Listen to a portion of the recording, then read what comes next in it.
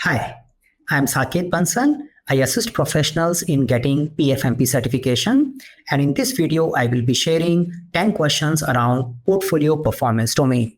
25% of the PfMP exam comes from portfolio performance domain. Other than this performance domain, we have 10 questions on other performance domains as well. You can search for strategy, governance, risk, and communication as well on our YouTube channel. Other than this free content, I also have a paid program which shorten up your journey for your PfMP certification. You can choose to take application assistance, and then we have a test prep content which has domain-specific 50 questions and the full-length questions which helps you in simulating the PfMP exam experience. Let's get started and explore the 10 questions on portfolio performance domain. Question number 21. During the quarterly portfolio review, stakeholders discussing two potential adjustments to improve performance. Fast-tracking selected component to accelerate benefits delivery. Second one, having interdependent team meet more frequently to manage dependencies. So we are discussing some of the potential solutions. Which of the following technique is most appropriate to determine and facilitate such corrective actions?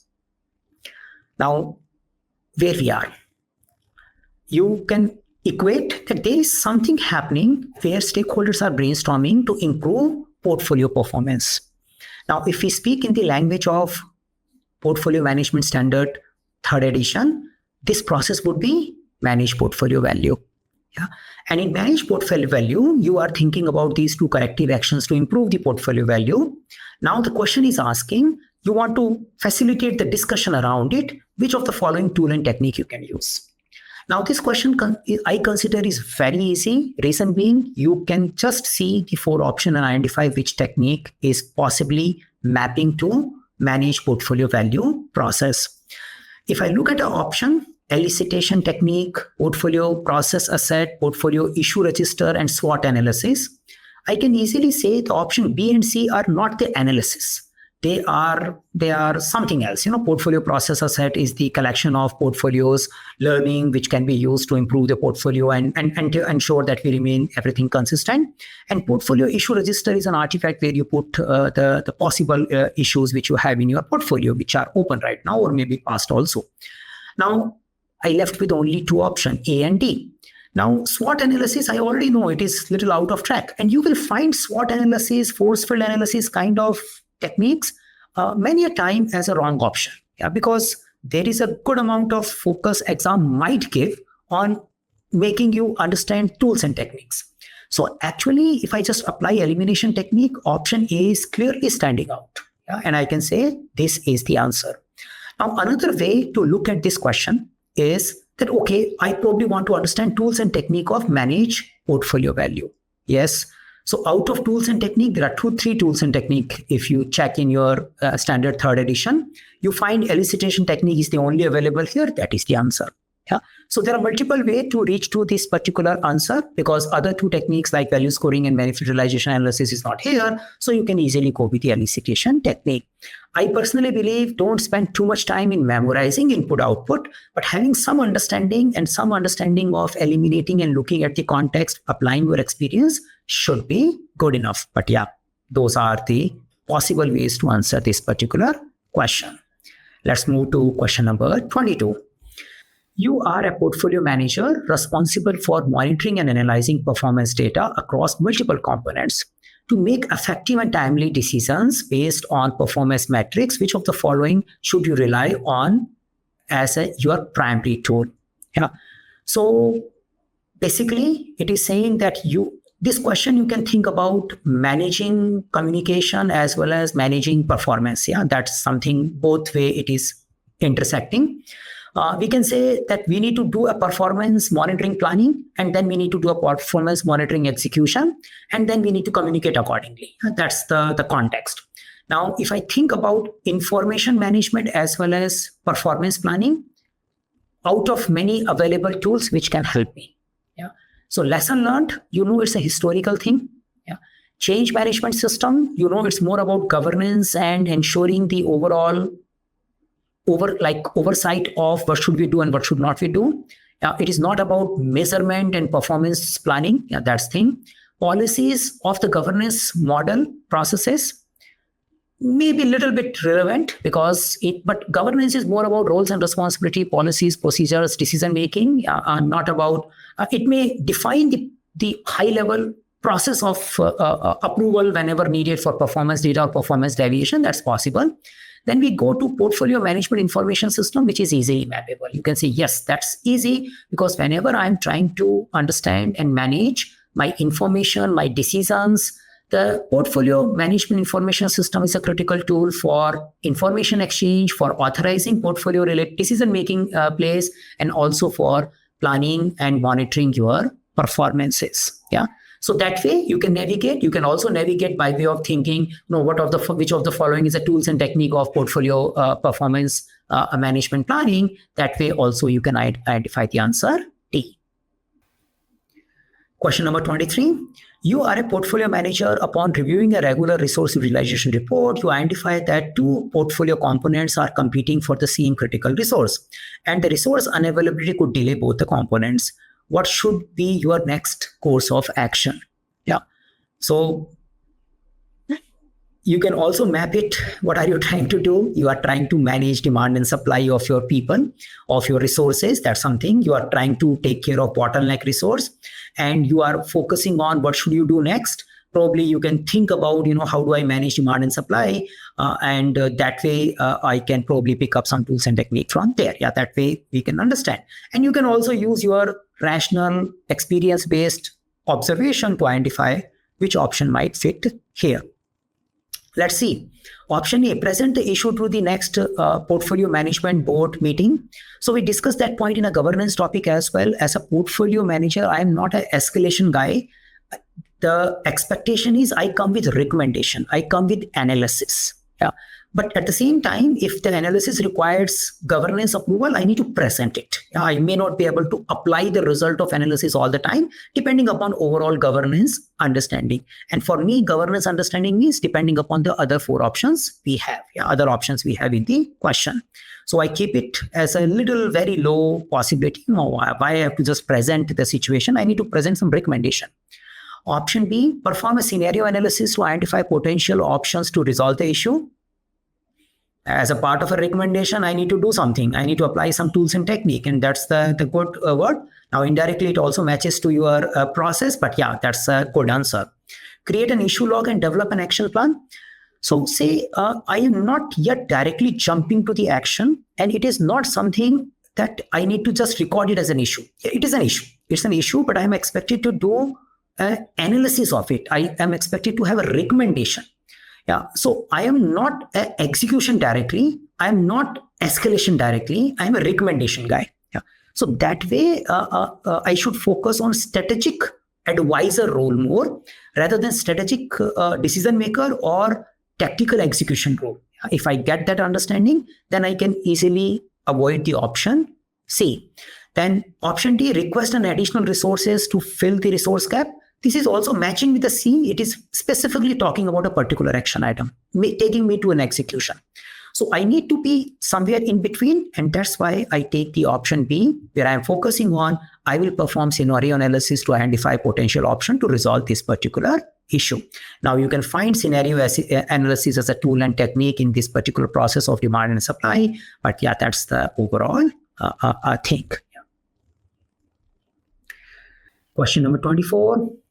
You may say they are pretty simple question, and answer is easily visible if you have a fair understanding of terminologies and some mindset that I need to behave this way in a portfolio management role. And the reality is this is how the exam complexity level would be. So don't worry too much about it. If you have that right mindset and some understanding of portfolio terminologies and tools and technique, you will do good in your exam. Question number 24, you are the portfolio manager of a large portfolio. Senior management is trying to anticipate future business performance and has asked you to forecast any potential deviation from the approved baseline so that corrective actions can be discussed early. Which of the following tool should you use? So say my management is reviewing, they want to focus on forecasting, and basically they are focusing on deviation from approved baseline. Yeah. Now, say purely the deviation is about variance. Yeah, that's another name of deviation. But variance analysis is not necessarily always associated with forecast, but it will usually get associated with forecasting based on variance analysis. Yeah. So that way, I understand that word is already in my head before I look for the option. Let's see the option. Now, readiness assessment. I can say, yes, it is about managing strategic change tools and technique. And it is more about, can we do something? Yeah, that's the idea. So it is not something relevant. Simulation. Now, the idea is, I personally feel simulation is a possible candidate for this particular question, because you want to see forecast future trend. The option C is a variance analysis, which is focusing on identifying the variances. Now, actually, based on variances, I need to do a forecast. But whenever the word simulation comes, in a practical word, you may just see that, okay, various parameter leading to something. But in general, in your portfolio standard, it will be more about you have what if analysis. You are trying to create few alternatives and trying to analyze them. Yeah, you're simulating something. So it's usually associated with more a what if kind of scenario, rather than just saying we have a deviation and how are we going to move forward. In a argumental way, I can say, that is also a what if scenario. If the deviation continues, how are we going to head towards the end? And usually there could be various possible deviations. And I personally feel it's a close choice. But if this question, as it is coming in the exam, I recommend you to go for variance analysis, because the exam may just follow some keywords more specifically. And when we have those close choices, I think we need to play safe. And the variance is always associated with baselines. And in your PfMP standard, you will see that there is a word and line associated with that. After doing the variance analysis, you are expected to do forecast as well. Yeah. Sensitivity analysis, it is more extension of your simulation, usually associated with risk management, usually. Yeah. So here where we are trying to find out how your various parameters, performance are sensitive to various changes. So that way, I'm not that much focused on baseline variance in case of sensitivity analysis in general. So that way, I can choose the option C, and you can use your elimination technique or your definition language, definition-based understanding of these tools and technique. Tools and technique is an important topic for your PfMP exam. I personally feel input outputs are not that critical, whereas the tools and techniques are more critical. Yeah. So you should be very comfortable with which tool you use when, and detail about it. Sometimes you just hear a word, elicitation technique, and all those words. You need to go into detail for that particular process. What kind of elicitation I'm doing? What kind of thing is happening, depending upon the context. If we get a tool and technique well, our preparation is going good. Question number 25. Within the context of portfolio management, a portfolio management information system data store is most valuable for. Yeah. So you can get these kind of questions. They are more or less like a glossary question. They expect you to understand all the terms which are visible in portfolio management standard. So we just need to find out of many options given, which one fits well with the objective of PMIS at a portfolio level. Option A capturing historical documents such as minutes of meetings and reference files. So it is more like a document storage presentation. Portfolio management is not very standard, very specific about managing artifacts in a PMIS. Though when you talk about project management and program management, you manage artifacts as well as a part of PMIS. But historical data in general is not that much the focus area. So let's see other option. Maintain approval logs and general organizational policy. Approval log is a good idea. PMIS is expected to take care of that because it supports authorization. It supports performance planning. It supports information management. So that way, approval log is good, but not about general organization policy. That's how organization process has said something should be presented at an org level, yeah, or maybe it could be an enterprise level explanation. Option C, provide access to portfolio performance data. that seems to be a good idea, because you know that PMIS is a part of tools and technique of portfolio performance management planning. And supporting decision making, yes, authorizing portfolio component talks about it. So that way, option C, look good. Yeah, it is something fitting into the utility of PMIS. Option D, record lesson learned and general best practices for future uses. Not necessary, yeah, because as we said, the organization may have a different system which takes care of organization level process asset compilation. Now, the option D was not very clear that it is talking about future use at a portfolio level or future use at a organization level. But if I have to compare, then I can definitely see this option C is more specific about the objective of PMIS in case of portfolio management context, yeah, PfMP exam. So this way, I can choose the option C. Question number 26. You are a portfolio manager, and during quarterly review, the governance board asks you to demonstrate how effectively the portfolio is delivering value in line with the organization's strategic goal. Which of the following should the portfolio manager monitor to ensure portfolio's efficiency and effectiveness in delivering value alignment with the organization's strategic objective? Yeah. So in a simple word, they are trying to ask you, what are your good measuring value parameters? Yeah. And in general, it is connected to your portfolio prioritization model as well. In general, there could be some criteria different for prioritization and for measurement, but there is an overall alignment that we want to achieve strategic objective, we want to achieve financial goal, we want to have non-financial goal. There could be some amount of other values which are expected to come out of a portfolio components. So that way, as a combined effect of all these portfolio components, I need to see and what kind of measurement. I will just compare the options and pick up the one which are more strategic in nature, which are more holistic in nature. Option A, maximizing revenue. Okay, just revenue may not necessary, but yeah, possible. But I better say overall profitability. But yeah, there is a possibility in some portfolio we are focusing on maximizing revenue. Supplier value. You do want to take care of stakeholders, but if someone is supplying to you, maybe I consider this as a less probable in case of measuring value. Improved efficiency, yes, I can definitely talk about performance and efficiency improvement, time saving, cost saving, those kinds of things. Societal value, yes, I can talk about social impact. Yeah, there. Just the supplier value is a little bit vague, but others looking okay. Option B, economic value. Yes, various type of economic value could be. It's a broad term, but yes, there could be a big economic value. Shareholders value, yes, whoever is interested, invested in our company, what value they are getting, yes. Employee value, yeah, shareholder, employee, overall stakeholders looks good. Customer value, customer should getting something out of it. So option B looks quite matching with what is expected as a value measurement, and very good candidate. Option C, capacity utilization. Sometimes you may focus on improving efficiency that way, but it is not like, I need to make sure whatever capacity I have, I'm using it. But that does not necessarily mean I'm using it and producing benefits out of it. Yeah, so that's a little question mark. Accelerated growth, yeah, definitely market share growth we can capture.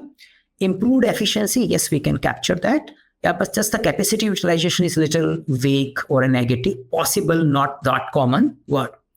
Option D, economic profits, yes. Market share growth, yes. New products and shareholder value. Now, new products, maybe, yeah, candidate. But since I already have an option B, which is more kind of umbrella term, it covers various ideas, and it also combines the various aspects of the value: economical, stakeholder, shareholder, and employee and customer. So I can go with that. So there could be a few questions in your exam. You will spend time just keep comparing, and you are changing the option, and probably you end up putting, I want to flag it, and if I get a time, I will revisit it. And these are the type of questions where the comparison is taking more time. So in your exam, you definitely have an option to flag it. Don't end up flagging too many things, yeah, because else you will not be able to review them at the end. But you know that I am making my decision, best decision, but I want to review it later. You can flag it in your exam. So in this particular case, I go with option B. These options are designed by me. I could have made simpler option also, but I just wanted to develop the like a attitude of comparing and making the best guess out of many options available. You may not agree with some of the options. You can discuss it in the comment section of this video. Okay, this is going to be little big. So say you can get some calculation based questions in your PfMP exam. Yeah. Now there are people who decide not to practice them and they decide we will just skip them. Yeah.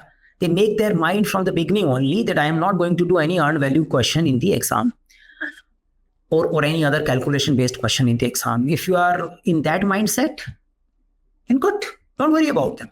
Yeah? And they may not come in your exam also. That's also a possibility. But if you want to have at least a confidence when something comes up and I just lose my confidence because I have never seen this kind of question before, then in especially our domain questions and our mock test, if you take our program, you do get sufficient amount of calculation questions so that you practice them well and you are ready for your final exam. Yeah. If you are consciously living them, then it's a separate case. So let's explore at least one question in our performance domain so that you start getting that particular mindset. So you are a portfolio manager managing a portfolio as described in the following table. So there are 4 projects in your portfolio. CPI and SPI are considered equally important. Now, in some questions, you may have a weightage also given. Yeah. So equally important means they have a 50% weight. Sometimes you get, CPI has a 80% weight, SPI has a 20% weight. There could be a weightage as well. So what you see in the option is there are 4 projects. There is a CPI and there is a SPI, and the weightage is given 50-50 in order to calculate the overall performance index.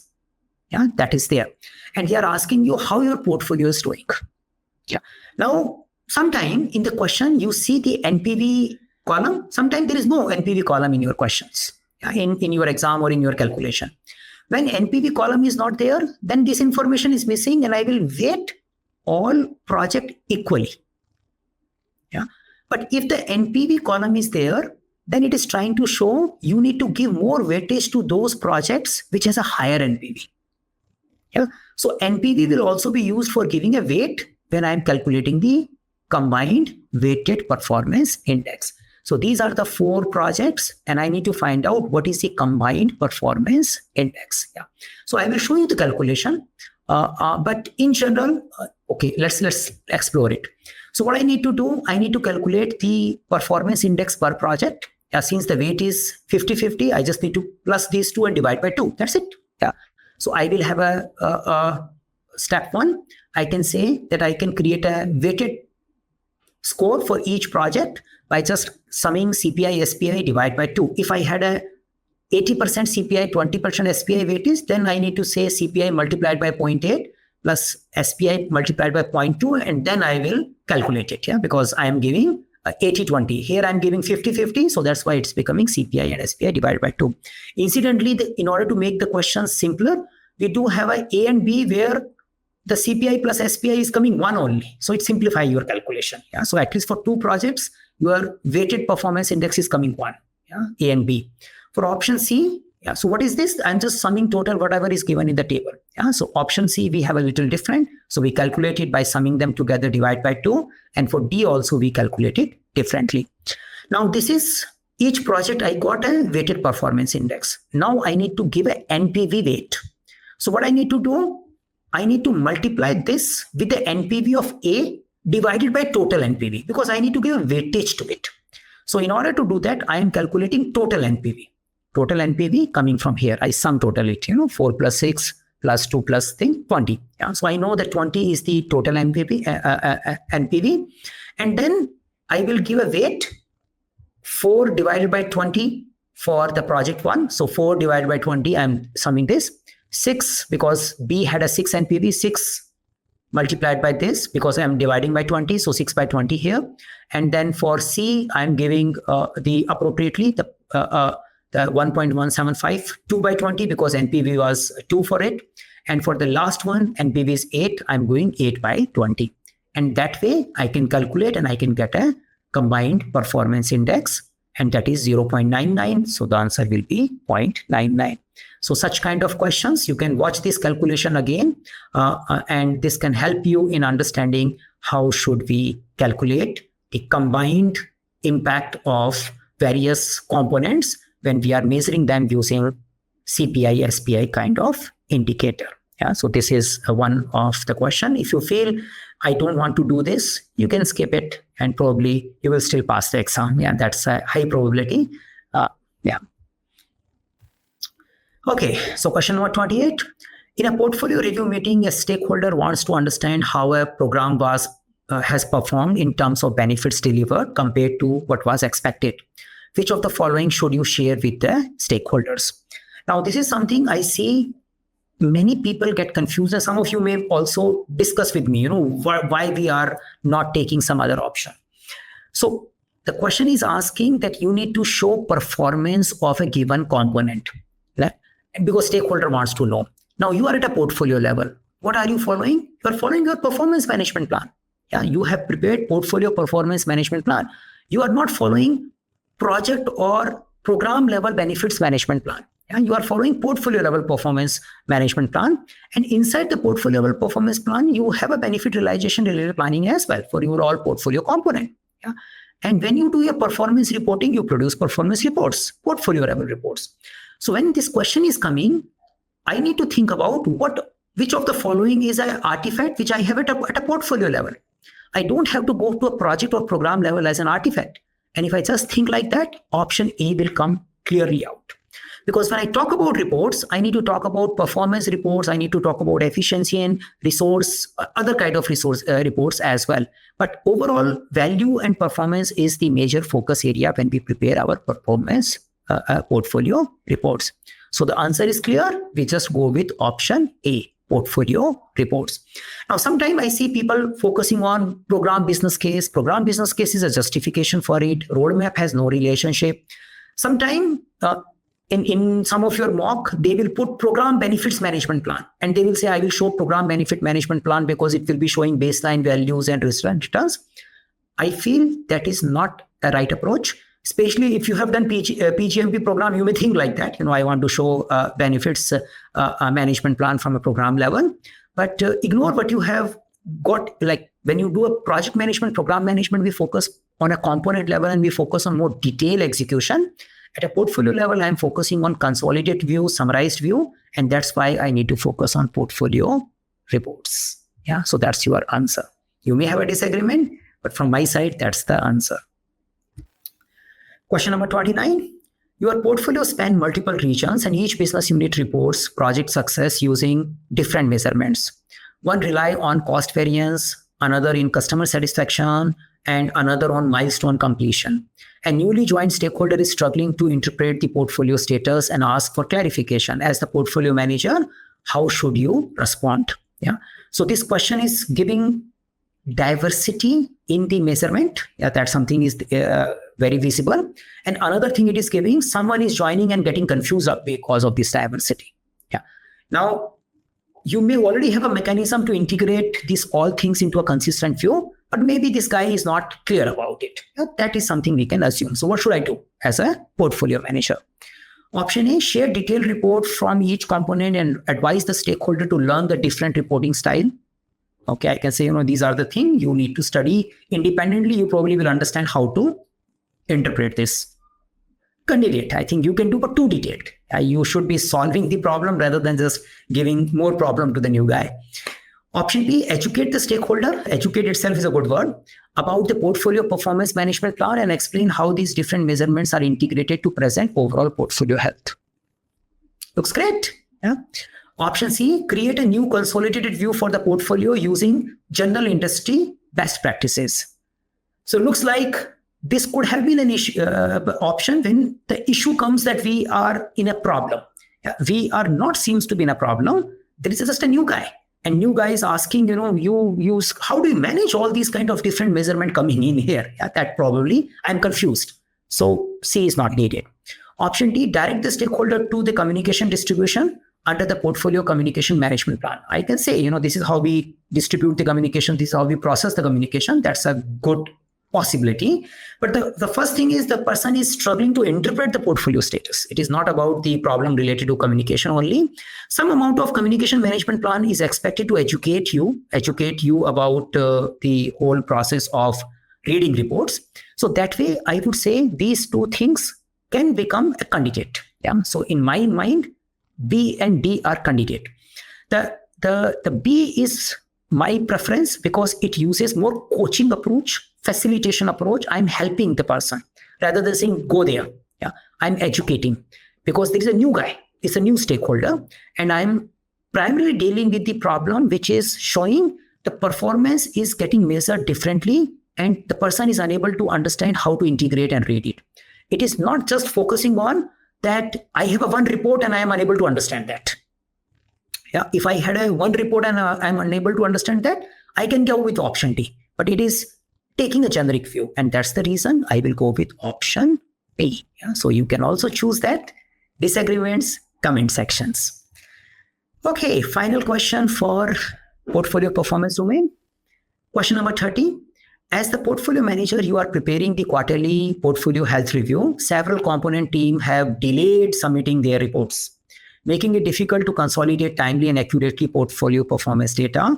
This delay is affecting governance ability to review portfolio health on schedule. What should you do? Yeah. Now, if you are working as a portfolio manager, you will say, this is something I always face. But now we have thankfully an automated PMIS, so I'm not that much worried. But still, there are people who don't update the PMIS, and we hardly have right data coming in at right time. Yeah. So there's a possible challenge you face. What should you do? Yeah. So I should be doing something proactively. I should be taking care of it. I should not be just saying, guys, I can't handle it. Yeah. I need to find out. I think there is no direct answer. I need to see 4 options. Yeah. That's how we can use the elimination technique here. Option A, escalate the delay to the governance and request them to follow with the component managers. Then they will say, why we have hired you? Yeah. If we have to deal with the component manager, then what will you do? Yeah. So definitely no. Yeah. I can, if there is something, there is someone who is beyond my control, I have addressed and asked multiple times and I want to change the system, I can take I can give a recommendation to the management and take an approval. For example, I want to change the PMIS. I recommend it. There's a possibility, yeah? But just escalation, not a good idea. Option B, established and enforced clear reporting protocol. Need it. Should have been done as a part of performance planning, but yeah, overall performance management planning. And engage directly with component managers to ensure timely flow of performance data. So I like the option B. It has 2 elements. It is taking care of current problem by saying that you need to engage directly with the component manager to get the data. And it is also saying that, guys, we need to fix up some protocol so that we have something and we don't have this situation again. So in a way, B is taking care of something corrective and something preventive, both. Yeah. So as of now, I should fix my current problem because I have a meeting to come attend to, and I need to also have some protocol which takes care of future occurrence of this problem. Option C, proceed with the available data and exclude the delayed reports from the portfolio review. I think too early, and the question is not clearly saying that it is avoidable data or not, because question is clearly saying if we don't have this data, it will impact the ability of governance group to make a decision. So how should I go with that exclusion when I know that governance group will not be able to make a decision appropriately? So it doesn't look good. Request additional staff to chase component team for the report before each governance meeting. You can do that. Yeah, that's a possibility. And that is something you can go to the governance group. But the problem is, why do we need chasing? Yeah, once we have an appropriate protocol, once we have an appropriate system, we just get things done. Yeah, why we need to have a chasing? So that way, I can choose the option B, which talks about let's set up the right protocol, and I need to engage with my component managers directly and make sure they start providing me with the performance data so I can do appropriate analysis and recommendation to the stakeholders so they can help us also in achieving the benefits which we are expected to achieve with the help of our various portfolio activities. So these were the 10 questions in your portfolio performance domain. As I said before, if you need specific assistance, you can connect with us. We do have a program to assist you in your PfMP journey.